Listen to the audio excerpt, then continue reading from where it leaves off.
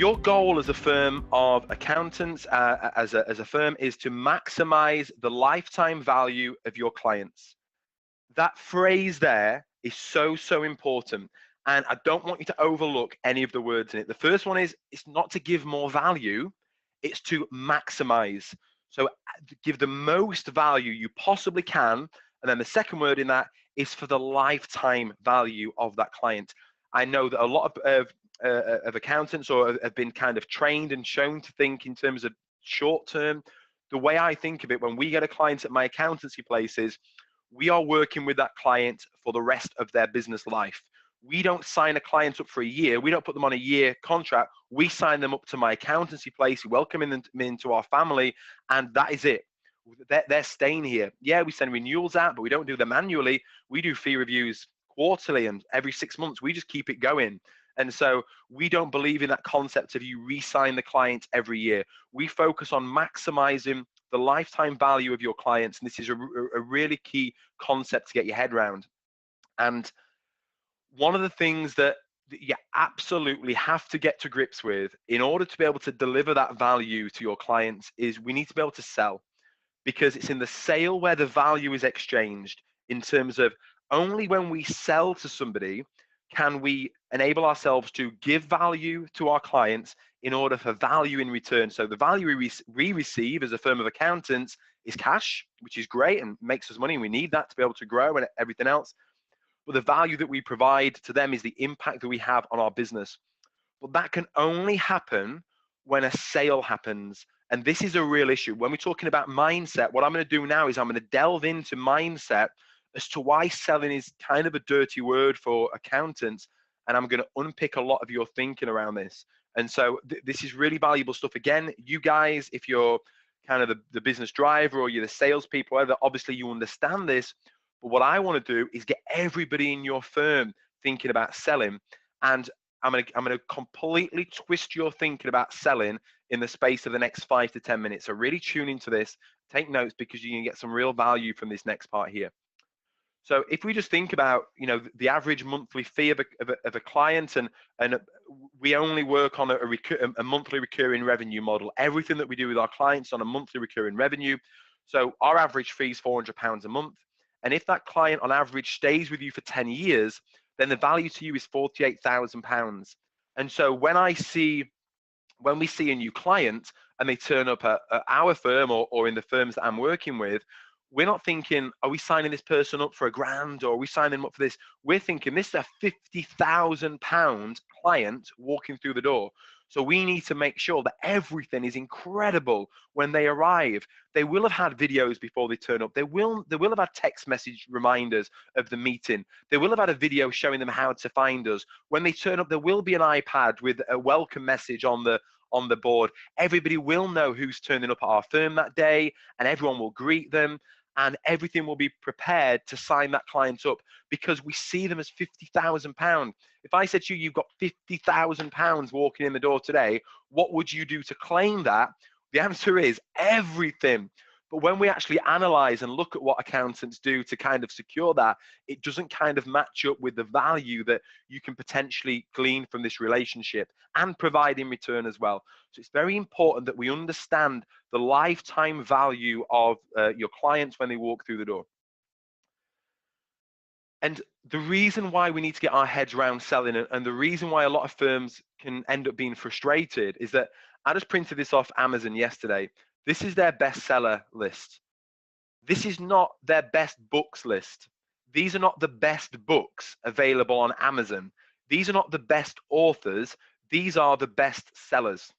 There are many other books on Amazon of frustrated writers who have not got their message out there, who have not been able to deliver the value of their material to people and getting them read it because they have not sold it. They have not sold their books. And it's exactly the same with accountancy firms. You're there and you may be frustrated because you know there's other firms down the road that are landing those clients, and those other firms are not as good as you. And you know that there are other businesses out there that you can really impact and that you can really help, and that they just need to know about you and sign up to your services.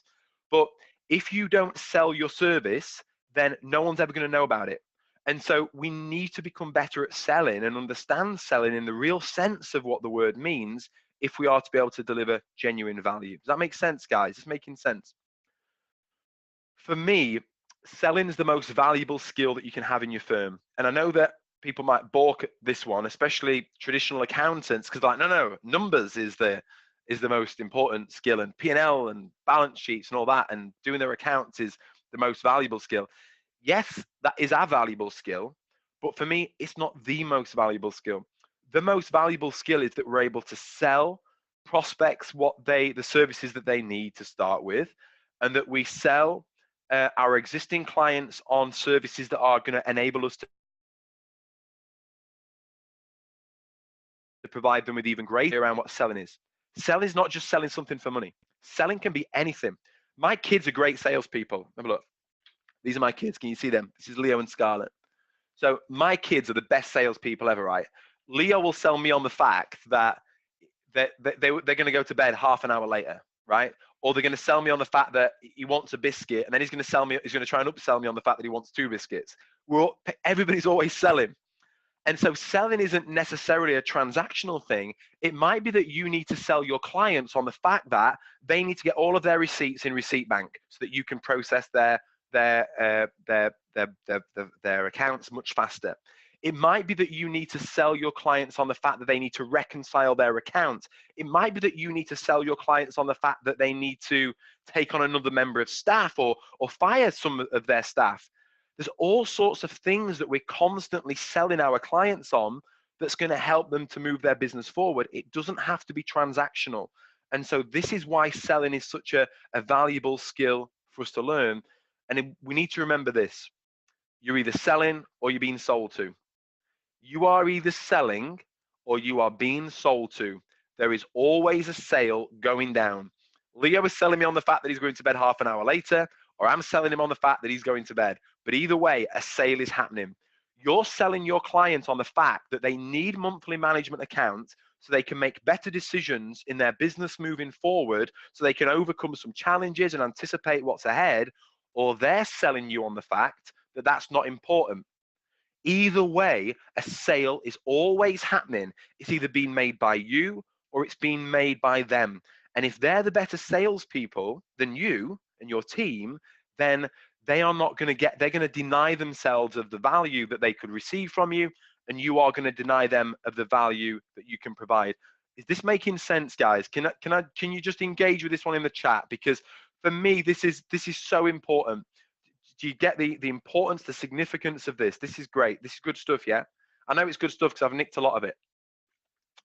I've nicked a lot of it from very, very successful people, and we apply these principles all the time. That's great. Thank you, Lisa, Eleanor, Alex. That's great stuff. Thank you, Karen. Feeling the love there. Let's keep it moving. So let's get into what selling is. So the title of my book is Sell to Serve, and to sell is to serve. We can't serve the clients, we can't serve them better if we're unable to sell to them. And really, that's what we're trying to do. I know you're all good people on this call. I know the fact that you're here today means that you are committed to delivering greater value to your clients. I speak to a lot of you guys, and I know that your heart's in the right place and that you want to do this, but we fundamentally cannot serve. We're not in a position to be able to do that if we don't sell. So to sell is to serve. And I love this definition of selling as well. To sell is to discover your client's weaknesses and to figure out how you can strengthen them. To discover their weaknesses and to figure out how you can strengthen them. And this for me is so very important. I think we have a negative view of selling because you will have been sold to by bad people in the past. You will have experienced terrible salespeople, but just like there's terrible salespeople, there are terrible accountants, there's terrible doctors, there's terrible everybody. The problem with selling is that you don't necessarily need to go to university and study for a qualification and pass exams to become a salesperson. So it's got a much more lower level of entry. And so we tend to get a lot of bad salespeople who would discover what someone's weakness is and exploit it. And that said, I know that there's people in the accounting space who teach about pricing, who teach about selling. And when you dig down and scratch past the surface, their method is discover what your client's weaknesses are and just exploit it. Really, that's how I interpret it. Where my view is very different. Discover their weakness and to figure out how you can strengthen it. And finally, just if I've not got you enough by this point yet, if I've not just dragged you over the line that selling is just the thing to do, it's your ethical obligation. It's your ethical obligation. You are not being fair to your clients if you are not selling them what they need to move their business forward. And I'll tell you when I experienced this myself. So I had a marketing firm and a client came to me and he said, you're not being fair to me. I said, what do you mean? He says, you're not being fair.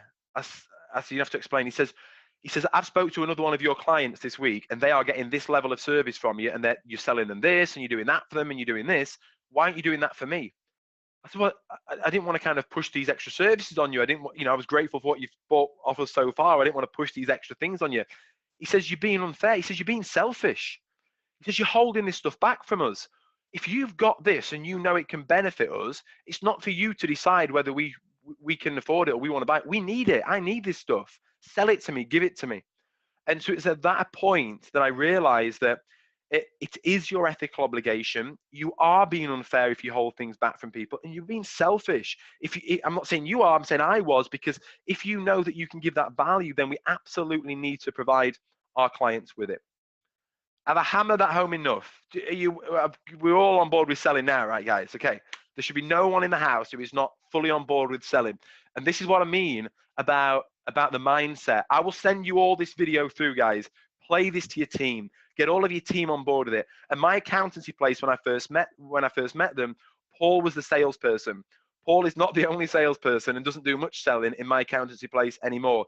The rest of his team do. All of his FD level accountants. So he's gone from one salesperson to 5 salespeople in his company. And the reason why it works so much better is because there's always a disconnect between the person selling the services and the person delivering them. So if Paul's out there selling the promise of what you're going to get from us and then hands it over to his accountants to deliver it, there will always be a slight disconnect of what that promise was to what's being delivered. Obviously, we try to make sure that happens, but there will always be a slight disconnect. If you've got the person making the promise to the client and then that same person's the person that then delivers the promise, delivers what they've just sold them, I guarantee the quality of what will be delivered will be far higher every single time, without fail.